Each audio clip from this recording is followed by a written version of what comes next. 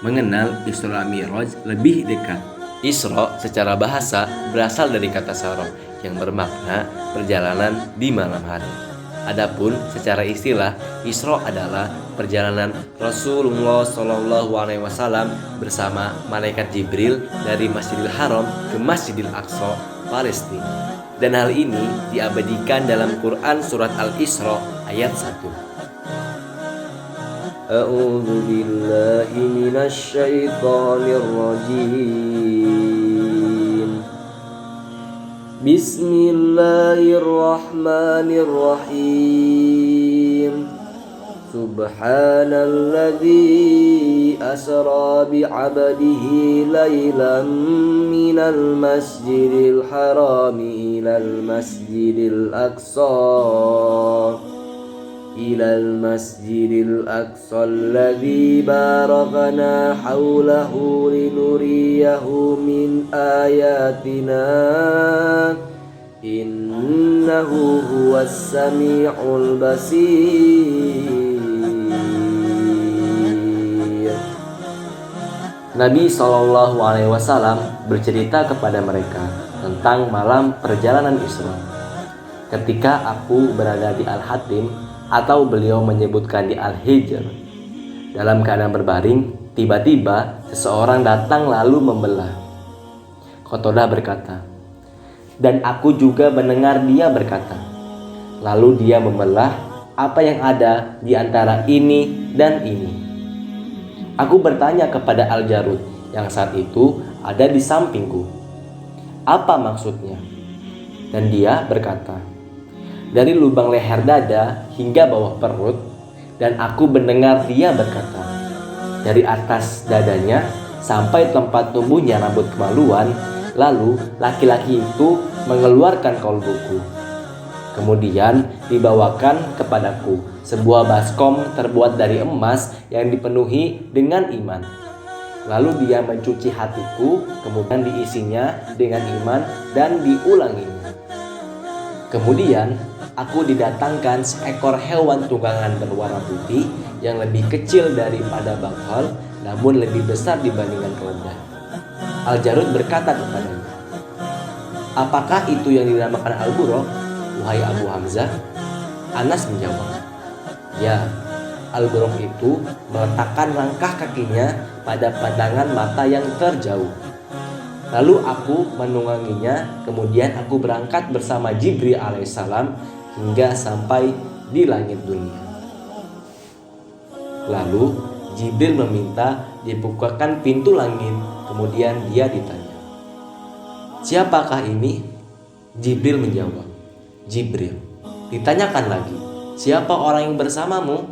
Jibril menjawab, Muhammad. Ditanyakan lagi, apakah dia telah diutus? Jibril menjawab, ya. Maka dikatakan selamat datang baginya, dan ini sebaik-baik kedatangan orang yang datang. Maka pintu dibuka, dan setelah melewatinya aku berjumpa Adam alaihissalam. Jibril alaihissalam berkata, ini adalah bapakmu Adam, berilah salam kepadanya. Maka aku beri salam kepadanya, dan Adam alaihissalam membalas salamku.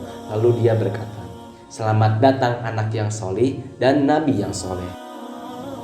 Lalu setelah itu Nabi Muhammad SAW dan malaikat Jibril naik ke pintu langit kedua dan ditanyakan persis apa yang ditanyakan di pintu langit pertama. Maka pintu dibuka, dan setelah aku melewatinya aku berjumpa dengan Nabi Yahya dan Nabi Isa alaihissalam. Keduanya adalah anak dari satu bibi, dan Jibril berkata, ini adalah Yahya dan Isa, berilah salam kepadanya. Maka aku memberi salam kepada keduanya, dan keduanya membalas salamku. Lalu keduanya berkata, selamat datang saudara yang solih dan nabi yang solih. Lalu setelah itu Nabi Muhammad SAW dan malaikat Jibril naik ke pintu langit ketiga dan ditanyakan persis apa yang ditanyakan di pintu langit kedua. Maka pintu dibuka, dan setelah aku melewatinya aku berjumpa dengan Nabi Yusuf alaihissalam. Jibril berkata, ini adalah Yusuf, berilah salam kepadanya. Maka aku memberi salam kepadanya dan Yusuf membalas salamku lalu berkata, selamat datang saudara yang solih dan nabi yang solih. Lalu setelah itu Nabi Muhammad SAW dan malaikat Jibril naik ke pintu langit keempat, kelima, keenam, dan ketujuh. Maka pintu dibuka dan setelah aku melewatinya, aku berjumpa dengan Nabi Idris alaihissalam, dengan Nabi Harun alaihissalam, dengan Nabi Musa alaihissalam, dan Nabi Ibrahim alaihissalam. Setelah itu Nabi Muhammad SAW dan malaikat Jibril naik lagi ke Sidratul Muntaha. Kemudian Sidratul Muntaha diangkat, dinampakkan kepadaku, dan ternyata buahnya seperti tempayan daerah hajar dengan daunnya laksana telinga-telinga gajah.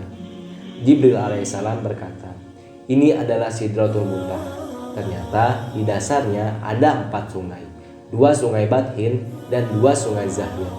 Aku bertanya, apakah ini wahai Jibril? Jibril menjawab, adapun 2 sungai Bathin adalah 2 sungai yang berada di surga, sedangkan 2 sungai Zahir adalah An-Nail dan Efrat. Kemudian aku diangkat ke Baitul Ma'mur. Lalu aku diberi 1 gelas berisi khamar, 1 gelas berisi susu, dan 1 gelas lagi berisi madu. Aku mengambil gelas yang berisi susu. Maka Jibril berkata, ini merupakan fitrah yang kamu dan umatmu berada di atasnya. Kemudian diwajibkan bagiku sholat 50 kali dalam setiap hari. Aku pun kembali dan lewat di hadapan Musa alaihissalam. Musa bertanya, apa yang telah diperintahkan kepadamu? Aku menjawab, aku diperintahkan sholat 50 kali setiap hari. Musa berkata, sesungguhnya umatmu tidak akan sanggup melaksanakan 50 kali sholat dalam sehari. Dan aku demi Allah telah mencoba menerapkannya kepada manusia sebelum kamu, dan aku juga telah berusaha keras membenahi Bani Israel dengan sungguh-sungguh.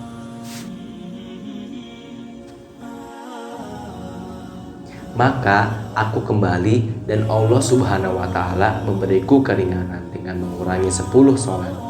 Lalu aku kembali menemui Musa, maka Musa berkata sebagaimana yang dikatakan sebelumnya.